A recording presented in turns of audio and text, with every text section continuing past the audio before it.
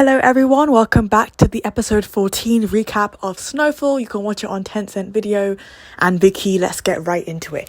So in this episode, Situ Weilian and Shen Zhiheng fight and then have a discussion at the Mo Mansion about how things came to be. We learn that the blood amber stone that Wei Chu, who is Situ Weilian's mother, used to save Shen Zhiheng, sucked her energy until she was exhausted, and she saved him for Situ Weilian because he begged her to. The stone's energy can only be used by one person, so after she does this and they leave the Shen mansion, she got weaker and ended up dying, which means that without the stone, or if something happens with the stone, these vampires can die.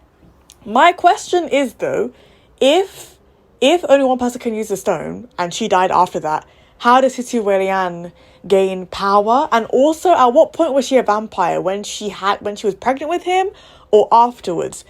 Does that make Situ Weilian a half-breed? Is it like Twilight where half-breeds grow up to a certain age and freeze in time and stop growing? Is that also part of the reason that he has a lot of power, aside from eating, humans and actually like consuming human blood?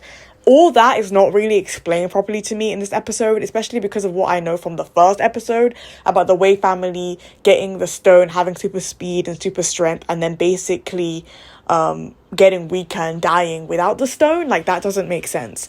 So basically, Shen Zhiheng finds this out, and then he's like, okay, what I'm gonna do is basically find the stone so that I can basically lose my immortality, because he doesn't want to be a vampire anymore. He's tired of living. He never wanted this. So after speaking with Mo, he's like, and obviously Situ Weilian, and finding out all that information, he basically wants to find the stone and basically reverse everything that happened. Situ Weilian also sits down with Jing Shu and has a talk, and he realizes that he might be wrong about hiding who he was from his brother. Another question I have is that, how did he become Situ Weilian? When did that happen? How did he become part of the Situ family? Are we going to see them? What's going on there? Is it just a fake identity that he used that nobody's asking him anything about because they live in a different city and they're in Hadong? That's not explained, so I'd love to know that. Aside from this, Milan gets better and she's awake. Shen Zhiheng makes her a bitter chicken soup and she's like, oh my lord, it's like so bitter. But she's fine with it because she loves him, whatever. So Zhiheng then goes to get her sweet rice cakes, and he learns from the rice cake guy that the Hadong army are patrolling the streets basically looking for all of them, so he figures out that they have to leave.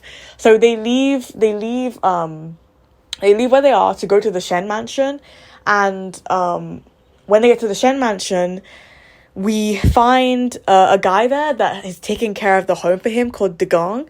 Degong's family was saved by Shen, so after his son, one of his sons passed away young, basically, he returned to guard the home as a favor to Shen, and he'll guard it until he dies.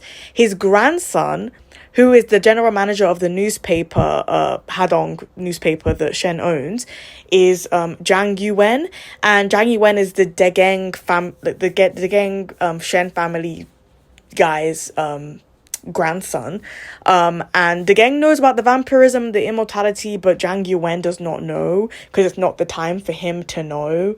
So this Degeng guy is basically like just taking care of the house, the Shen mansion, the ancestral home for Mr. Shen.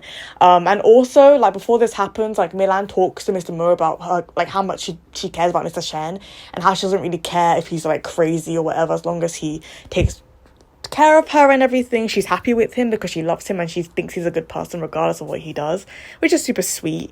And also, like, all the moments of like Mr. Shen and Milan make me realize how fantastical this show is, because think about it, like, the age gap, the fact that he's a vampire, like the height difference, like, it's really giving like fantasy romance. Like, he's hot, he's immortal, he's rich, and he loves me. Like, who wouldn't want that? Also, Li Ying is still searching after Shen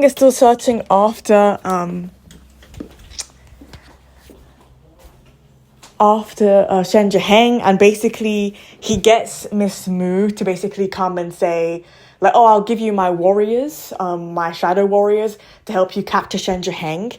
And Li Ying also, he's suspended from the Economic Development Committee, so he wants his job back. So he's really hunting down Shen Zhiheng, and he goes to the Shen mansion, not the ancestral home, but where Shen lives currently, and he finds stuff, and he finds records of himself when he was part of the opera troupe, and Mr. Shen wrote a note saying like, oh, like this guy's really smart and capable, and then he kind of like pauses when he sees that. He's like, oh, like he's smart and capable, and then he finds a ledger and he finds information about Zhang Yuwen, which means his search is not fruitless, and he's basically gonna probably find where Milan and Mr. Shen are the next few episodes. I have seen the teaser for episode 17 as of right now, and like he doesn't get what he wants because, I mean, he's not as smart as Mr. Shen. Like, let's face it, like, you're full of hate, why do you think you're gonna win? Stop. Like, his character pisses me off beyond. Li Guisheng, his lackey, basically Li Ying's friend that he grew up with,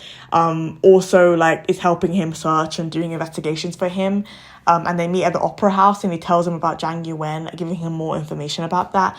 And also this episode, we realize how much Li Guisheng really cares for Li Ying. We already know that, like, he's always caring for him, but he's very like caring for him. Like, someone tries to get rid of Li Ying stuff at the Economic Development Committee, and Li Guisheng basically comes in and is like, why are you getting rid of his like coffee thing? And then he grinds coffee for him, and he gives him like some like pastries and stuff like that too.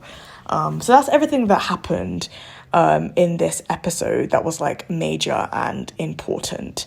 And so we will continue to watch as it goes on. Let me know what you thought about episode 14 in the comments below. Any theories you have about the Blood Amber Stone as well, I'd really like to hear it, because I don't think things have been properly addressed as of yet, but we'll see how they continue on in the next few episodes.